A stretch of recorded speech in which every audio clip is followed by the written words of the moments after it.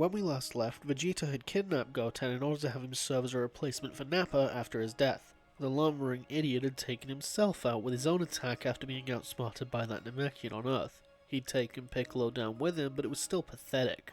On top of that, this kid was already stronger than Nappa had been after receiving a Zenkai once he'd recovered from his fight. Bulma, Krillin and Tien had taken the nameless Namekian ship before heading towards Namek, hoping to use their Dragon Balls to wish everyone back and bring Goten home. Unbeknownst to them, the Frieza Force was also converging on Namek. Vegeta had a short argument with Kui before taking Goten and heading off to Namek. Kui followed them, but Vegeta didn't care, he was looking for an excuse to kill that guy. The humans would arrive on Namek first, with Krillin and Tien easily dispatching the soldiers who attacked them. By now, Tien was used to fighting with only one hand. Shortly after this, Vegeta and Goten would arrive, swiftly followed by Kui. Kui would confront Vegeta, assuming their power levels were still more or less the same, but as Vegeta powered up, he would realize this was no longer the case. The prince was now a decent bit stronger than him. Vegeta powering up also alerted Frieza, Zarbon and Dodoria of his presence. 22,000? That can't be. Dodoria almost didn't want to say it. As strong as you, Dodoria. My, how unexpected. Frieza couldn't help but smirk at his underling's panic. Vegeta would mop the floor with Kui. Since he's not as strong here, Kui is holding up a little better, but not by much. Vegeta was going to kill him himself, but he'd turn to Goten. Why not? His first blood. He'd toss Kui to the ground in front of Goten. Kui was barely even alive by this point, his energy was dropping fast. Finish the job, Goten. Goten stepped back, shaking his head. Oh come on, in his state it's the kind of thing to do. Kui would attempt to speak, but it was indecipherable. If it helps, he's far from a good person. He's killed millions. Really, it's justified. Despite Vegeta's attempts to convince him, Goten remained still. Fine, have it your way. Vegeta would hold out his hand, destroying Kui's head with an energy blast, killing him. You'll come around, eventually. Back on Earth, Yajirobe would give Goku a senzu bean so he recovers from his injuries. Once he's all better, he heads to Capsule Corp and sets off towards Namek to help his friends. Back with his friends, Tien and Krillin had come across a village being attacked by Frieza and his men. They witnessed the entire village being slaughtered, as well as Mori destroying their scouters so they can't track down any more Namekians. Dodoria would kill Mori before turning on Dende, which is when Tien decides to step in. Try beam, ha! Dodoria was thrown aside by the blast of energy as Krillin swoops in and grabs Dende. Dodoria would give chase, but he was blinded by the solar flare and he lost them. So he'd just destroy a large portion of the scenery and assume he got them. Krillin and Tien would escape, however, bringing Dende to meet Bulma. Before Dodoria could head back, he was blindsided by an attack from Vegeta. See, here's the thing. On Namek, in the original, Vegeta isn't actually that much stronger than Zarbon and Dodoria. He basically beats them because he's a better fighter than them. So him being slightly weaker here is actually quite a big deal. He isn't stronger than Dodoria, he's pretty much equal with him. He would stand up glaring at the prince, getting ready for a fight. If what his scouter said was true, then the prince was pretty much his equal, which meant this would come down to which of them was more skilled. Vegeta, those Earthlings must be with you. And who's this brat? It'll take longer to explain than you have left to live. Goten, watch and learn. Before the fight began, Dodoria offered Vegeta the chance to walk away if he handed over the scouter, but instead Vegeta smashed it. As the fight started, Dodoria was immediately on the offensive, attempting to hit Vegeta with an elbow strike. Vegeta ducked the attack before hitting Dodoria in the stomach, sending him stumbling back.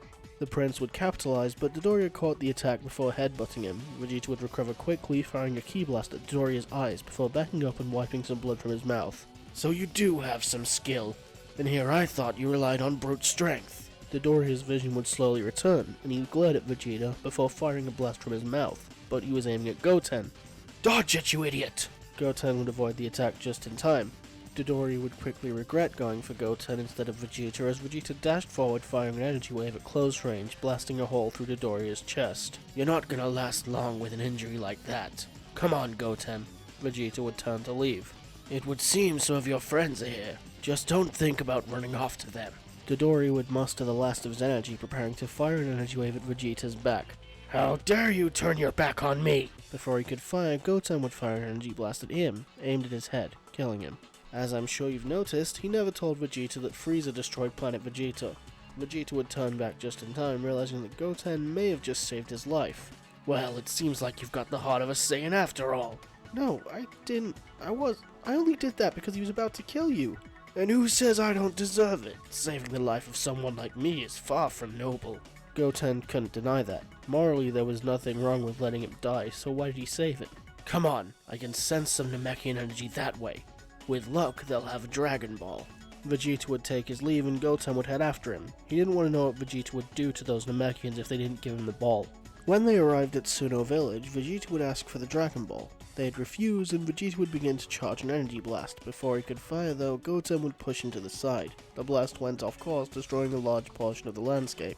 I know it's not ideal, but please, just hand it over. He'll kill you all. That display of strength seemed to intimidate them enough to simply hand him the ball, meaning they're spared. Vegeta would let Goten's insubordination go unpunished this once. He wasn't happy about it, but Goten had saved his life, and they'd gotten the ball anyway. He wouldn't hide it so close to the village, however. Once they were a good distance away, he'd simply drop it into a lake. Frieza wouldn't be able to make a wish if he was down one ball. Speaking of Dragon Balls, Dende would tell Krillin that Guru had a Dragon Ball, and Krillin and Dende would head towards Guru's place, leaving Bulma and Tien to hold down the fort. Bulma didn't know how to talk to Tien. She'd never really hung out with him. This guy was intense, no wonder it didn't work out with Launch. Frieza would order Zarbon to go look for Dodoria or Vegeta before deciding to call the Ginyu Force. They'd need new scouts as if they were going to find the other Namekians. This was where Vegeta, being weaker, really starts to catch up with him. He isn't strong enough to defeat Zarbon. He didn't know about Zarbon's transformation, of course, but even without that, Zarbon was simply stronger than him. He could give him a good fight maybe, but he wouldn't win, and so, when he sensed Zarbon approaching, he would grab Goten, dragging him under the water's surface, and motioning for him to be quiet as Zarbon flew overhead. Once he was gone, the two of them would surface. Who was that? Zarbon. We really shouldn't mess with him right now. If Vegeta didn't want to mess with him, Goten knew not to try anything. Zarbon had been tasked with locating Dodoria, although since he had failed to report in, he was working under the assumption that Dodoria was likely dead. The only person who could have done that would be Vegeta, unless one of those humans got extremely lucky. Vegeta paused for a moment to think. He couldn't beat Zarbon alone. He and Goten may stand a chance if they fought together, but he didn't really trust Goten not to run off. You know what? How about we find your friends? We could use the help against Zarbon.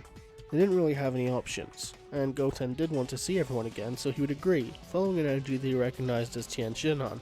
He could sense Krillin as well, but he was on the move, so they'd head to where Tien and Bulma were. Goten, you're okay! Bulma ran up to greet him, but Tien was instantly guarded around Vegeta. Why is he here? Listen, you hate me, and I hate you even more, but we both want to stop Frieza from collecting the Dragon Balls. You want to team up? I'll have to wait till Krillin gets back. He went off with a young Namekian we saved. I'm not going to make a decision without him. This concerns both of us. Do what you must. It didn't matter much to Vegeta. Frieza couldn't do anything without the ball he'd hidden anyway. Vegeta would grow increasingly impatient waiting for Krillin. It took about an hour and a half for him to come back. Though Vegeta was surprised to see how much stronger the monk had gotten, he was at least 7 times stronger than he was when he fought Nappa. Tien and Krillin would agree to team up with Vegeta for the time being, before Krillin suggests that Tien and Goten head to Guru's place, to get their potential unlocked like he did. And what about me? I don't think he'd do it for you, Vegeta. He won't have a choice. If you harm him, the Dragon Balls will stop working. Not that you get that far anyway, his guard is the second strongest person on this planet right now. Maybe he could use him to take out Zarbon. Vegeta would set that idea aside for now as he watched Goten and Tien leave for Guru's place. So while they're gone, we should probably figure out a strategy. First, we'll need to take out Zarbon, and he's stronger than I am, so we'll need to work together. But the two of us should be able to manage. They'd have to hope they were right, as pretty soon Zarbon would find where they were hiding. Vegeta and Zarbon would clash, with Krillin jumping in every time Zarbon got the upper hand. He was stronger than Vegeta, but it wasn't by enough for him to be careless. After a while, Zarbon decided he was sick of this and he could beat the both of them via transforming. Zarbon was far too strong for him to even keep up with. Vegeta would try to create some distance with the Gallic gun, but Zarbon flew through the attack, headbutting Vegeta before throwing him to the ground. He stood above Vegeta, preparing to finish him off. Krillin knew that once Zarbon was done with Vegeta, he'd be next, so he thought fast and used the Destructo Disc, slicing the alien in half. Once that was done, he'd have to stop and think. If one of Frieza's men found them here, then they could do it again. They needed to move, but where was safe? Then it hit him. Guru's place. They didn't know where that was yet, they could hide there. Follow me. I don't trust you not to run off with a Dragon Ball, so you can carry Bulma. He didn't like taking orders from this human, but he could swallow his pride for now. He'd take the Dragon Balls later. Hold on, you aren't dripping blood onto me. Bulma would head into the capsule house and grab a first aid kit, patching up his injuries as best she could before they took off after Krillin. You could thank me. Consider me not dropping you my thanks. He was still injured, but these primitive Earth treatments helped somewhat. The journey to Guru's house would take about half an hour there. In the meantime, Frieza would come to the conclusion that Zarbon was probably dead since he hadn't come back yet. Still, the Ginyu Force would arrive in an hour or so. He didn't have anything to worry about. Vegeta, Krillin, and Bulma would make it to Guru's without incident. By the time they got there, Guru had already awakened the latent power in Goten and Tien Shinhan. Goten had jumped to a power of 25,000, while Tien was more or less on par with Krillin at 14,000. Seeing how much stronger he'd gotten, he would demand Guru do the same for him, but Guru refused. You attempted to kill the residents of Suno village. I will not grant this power to you, as you cannot be trusted not to use it against us. It was not a request. Vegeta would aim a ki blast towards Nail. I may not be able to kill you if I want to use the Dragon Balls, but if you don't do as I say, your servant will pay. When he turned back to Nail, he was gone, and before he could react, he'd been knocked unconscious by the Namekian warrior. Guru would look upon the injured Saiyan, motioning the Dende to come closer, before unlocking his potential and instructing him to heal Vegeta. You think we can trust him, Guru? Nail didn't seem sure. No, but I know he'll work with us at least until Frieza is defeated. It's not ideal, but we need him. Dende would reluctantly heal Vegeta. He didn't like doing it. Not long afterwards, Guru would sense 5 sources of malicious energy headed towards the planet. Vegeta would explain who they were, having recovered from his injuries from Zarbon and later Nail, reaching a power level of 32,000. Well, we can't lead them here. We'll cut them off halfway. Tien stood up, preparing to leave. We'll leave the Dragon Ball here. If anyone can guard it, it's Nail. Nail would not. I will defend this place and the ball. That protection would also extend to Bulma, providing she didn't stray too far. The group would take off to intercept the Ginyu Force, with Vegeta heading along with them. He was stronger now, but he'd still need to work with the Earthlings and Goten to defeat the Ginyu Force.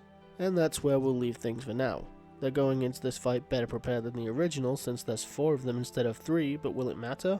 Find out next time. If you like this sort of content, maybe consider liking or subscribing, but that's totally optional. Leave a comment with your thoughts or maybe ideas for future what ifs. But that's all from me. Have a good day.